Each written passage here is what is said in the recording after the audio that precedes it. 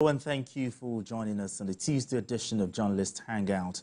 I am Benga Oreshegun. Today on the program, new dawn in Edo State as Monday Okpebholo was inaugurated as governor.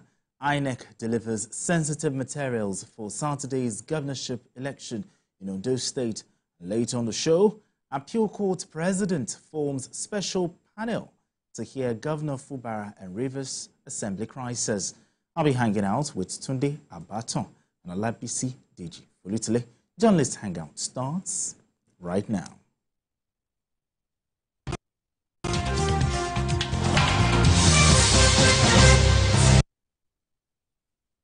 Now let's begin the conversation.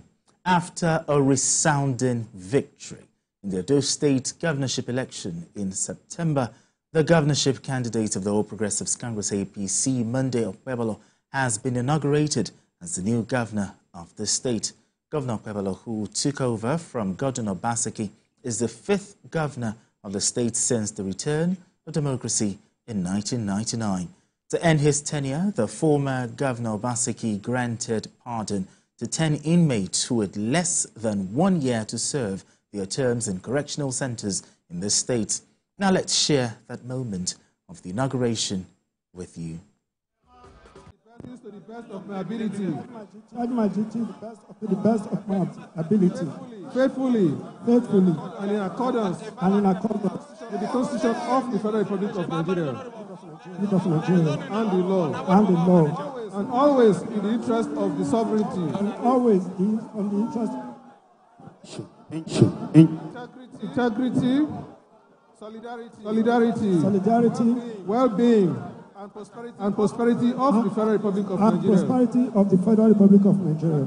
That I will strive to preserve the fundamental objectives and the ethic principles of state policy. Contained in the Constitution of the Federal Republic of Nigeria. Contained in the Constitution of the Federal Republic of Nigeria. That I will exercise the authority. Vested in me as governor. So as not to impede or prejudice. So as not to impede on President. The authority lawfully vested. The authority lawfully invested. In the President of the Federal Republic of Nigeria. President of the Federal Republic of Nigeria. And so as not to endanger. So as not to endanger. The continuance of the Federal Republic of Nigeria. The continuance of the Federal Republic of Nigeria. That I will not allow my personal interest. That I will not allow my personal interest. To influence my official conduct. To influence my official conduct. All my official decisions. All my official decisions. That I will. To the best of my ability. Protect and defend. The Constitution of the Federal Republic of Nigeria. That I will abide by the Code of Conduct. Contained in the 5th schedule. To the Constitution of the Federal Republic of Nigeria. That in all circumstances, I will do right to all manner of people. According to law. All right, let's begin the conversation. Today, I'll start with you. Now that Governor Okpebholo has been, inaugurated, what needs to be addressed in this state? Let's try and set agenda for him. What are those things that you think, he needs to address as a matter of urgency in this state? I think we have to congratulate him for the civilian governor. True. But let us take him on the oath of office he has just taken. That he will govern the state and he will not allow his personal interests to affect his conduct in office. But besides that, he also needs to, Edo State has been sort of being in crisis from one state to the other, especially during this time of transition, from the time of Oshomole. The time of Ita Ibenejo. Okay. One crisis or the other. Governor Edo State is very, I can understand the complexity or the diversity of the people living in that state. But that notwithstanding, I think our leaders and politicians, especially those people who get elected, should stand above that thing and give good governance to the people. He has to call all those people that has lost during the election, ensure that he's going to address the issues concerning the people. The election is over. Governance is what is expected from him now. Governance is what he has to do now. He has to put smiles on the face of the people, not only those people who elected him, who voted for him, but all those people who are indigenous. Yeah, it's not about PDP or APC. Not about any party. It's about Edo State now. He has to go. He has to make a difference and prove those people who believe that he won because he was in the right party. He has to prove them wrong, that he's capable of steering the ship of the state and doing something different from what his predecessor has done. Now, looking at the area of the economy, unemployment, the education, those are the key things. I think like any other state in Nigeria, all those key areas are things that are germane to the people of Nigeria now. Education, employment, infrastructure development of the state. Because if there is infrastructure development, a lot of people will be employed. Let them channel the money they're going to get to those three areas: infrastructure, education, and creating. When you provide infrastructure, when you construct roads and do a lot of things, you are indirectly providing employment for some people. So let them use the money. Now, we thank God that since June last year, governors have been collecting almost three times what they used to collect. Allocation. So there's no reason for anybody not to perform.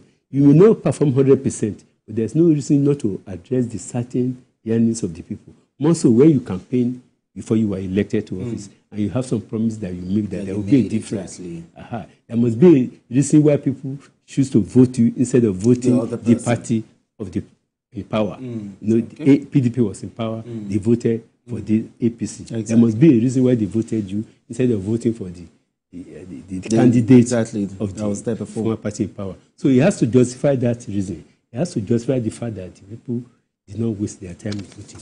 Then he has to breathe life into the life of the people of Edo State. They have to know that there's a governor in power, not governor of APC. Not governor of APC. There's no time for politics again. Politics should come in 4 years. Governance is what matters. It has to start from the war goal. All right, Olabisi, still setting the agenda for Governor Monday Okpebholo. What should the people of Edo State expect? Well, let me first of all talk about this inauguration. Maybe it's my observation. Okay. I think the governor acted differently from others in that his daughters were the people that stood beside him during that inauguration, because I don't think I saw his wife. The two young ladies I saw there, I want to assume they are his children, which is interesting to me. That was the first thing I noticed, because I was, on the lookout for the wife. The deputy governor came with his wife, but he came with his children, with his daughters. And I think I Googled, I learned he has 2 children. So maybe I'm wrong, but I want to believe they are all his children. If that is the case, I want to say, oh, that's very unique and so interesting and different from what has always been. And I want to believe that... If you remember, during the build-up, there was this thing about, someone was not married, someone does not have children. Well, I know. Back and forth. I understand. So he probably came out to prove that these are my own... Probably. Yeah, maybe. It's interesting, really. Really? Yeah, so I want to believe that way. Someone that could come up with this idea should also be able to come up with better ideas to govern, to better the lives of the people. So, and also for me, I wouldn't say that, I want to believe that the previous government must have done some things right in the state. I cover education, for example, and I know that the previous governor did a lot of things, a bit of things in the education sector. So I would like him to make a progress on what the former governor did, so that it doesn't happen. It's continuum. So it doesn't appear as if because it's no longer there, and we just wipe out all the things he's done. So the good things that the previous governor has done, he should build on them, and he should also carve a niche for himself and let people know that this is what we are able to get during your own tenure.